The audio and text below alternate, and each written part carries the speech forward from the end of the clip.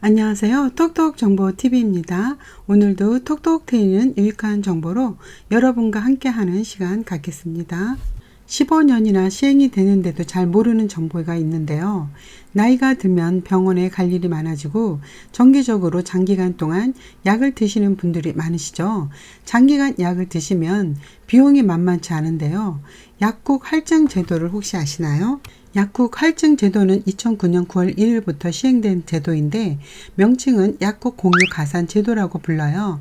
야간과 휴일에도 약국을 운영할 수 있도록 시민을 위한 제도인데요. 시민들이 갑자기 아프면 약국을 방문할 수 있도록 시행된 제도예요. A씨가 똑같은 조제약을 어떤 날은 3,000원인데 어떤 날은 3,500원이라서 같은 조제약인데 왜 값이 틀리지?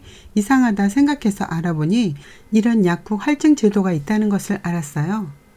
할증은 평일 야간이나 주말을 포함한 공휴일에 약국 제조용 약을 구매 시 30% 추가로부터 계산이 되고요. 내 약값의 할증을 정확히 알고 싶다면 약제비 영수증 해당 항목에 할증 표시가 된 것을 보면 됩니다. 그럼 언제 붙을까요?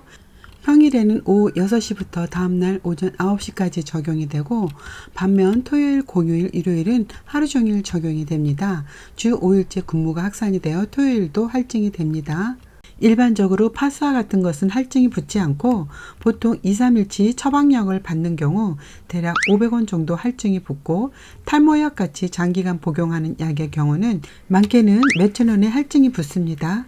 오늘부터 이 정보를 알고 나서는 할증 시간대를 잘 알고 조제약을 지으면 경제적으로 도움이 될 것 같습니다. 또 한 가지 중요한 제도가 시행이 되었는데요. 앞으로는 실손보험 청구하는 데 좋은 제도가 시행이 됩니다. 실손보험 청구, 그동안 고령층이나 취약계층의 경우 증빙서류 발급과 제출 등이 복잡해서 포기한 분들이 많았는데요. 포기한 돈이 무려 한 해에 3천억 내외로 추정이 되고 있어요.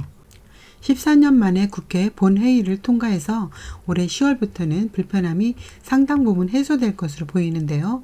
어떤 것이냐면 실손보험 청구하려면 가입자가 병원에서 진료 영수증과 세부 내역서, 진단서 등 서류를 발급받고 이를 팩스나 온라인 등 보험사에 직접 보내야 했는데 그러나 가장 크게 달라지는 점은 소비자가 청구 서류를 일일이 발급받아 보험회사에 제출할 필요가 없다는 것이에요.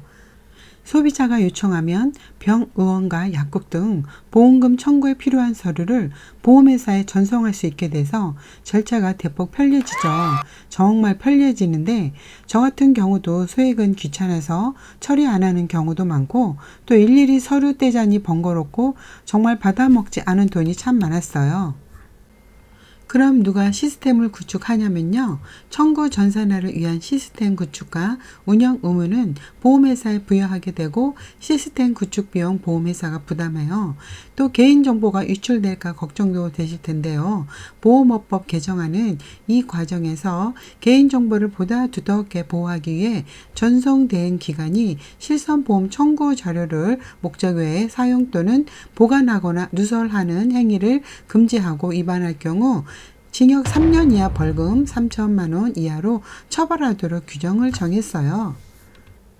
네, 의료계와 보험업계가 충돌이 예상이 되는데요. 의료계는 다른 사람이 진료 기록이나 조제 기록부를 열람해서 특정 집단의 보험 가입을 거절하거나 보험금 지급을 거절하는데 활용을 하기 때문에 관대를 하는 입장이고 보험업계는 사용과 보관, 비밀 누설 금지 조항이 있기 때문에 문제가 없다. 보험금 지급하기 위한 최소한의 서류로만 제한된다고 반박을 하고 하는 입장이에요. 좀 귀찮아도 내가 일일이 서류만 떼어내는 것이 개인정보 보호 측면에서 더 좋을 것 같기도 하고 바쁜데 병원 가서 떼자니 귀찮아서 안 떼고 못 받아 먹은 돈이 많으니 전산화를 이용하는 게 더 좋을 것 같기도 하고 내 판단은 이용자분들에게 맡기겠어요? 이번 전산화는 전체 대상 기간 중 일부인 210개 병원에서 먼저 시작되고요.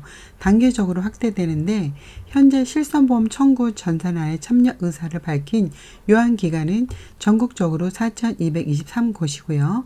실손 청구 전산화를 국민들이 실질적으로 체감하기에는 시간은 좀 걸릴 것 같아 보여요.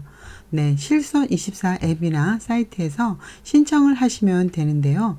그럼 병원의 보험사로 직접 관련 서류를 전송하게 돼요. 다만 계산서나 영수증, 진료비 세부 내역 산정서, 처방전만 이렇게 처리할 수 있고요. 입원 진료비 청구에 필요한 진단서, 약제비 계산서는 환자가 서류 사진을 찍어서 실손24 앱 등에서 첨부를 하셔야 됩니다. 본인이 다니는 병원에 전산화가 되는지 꼭 확인을 하셔서 청구를 하시면 좋을 것 같아요. 실손보험 청구 전산화가 첫 발을 떼게 됐지만 참여하는 의료기관이 전체의 55% 수준에 그친 점은 아직은 한계입니다. 네, 이와 함께 정부는 1년 뒤부터 전국 7만여 개 의원, 2만 5천여 개 약국으로 실손보험 전산 청구도 확대할 계획입니다. 네, 오늘도 유익하셨나요? 오늘 영상 끝까지 시청해 주셔서 감사합니다. 다음에 또 좋은 영상으로 찾아뵙겠습니다.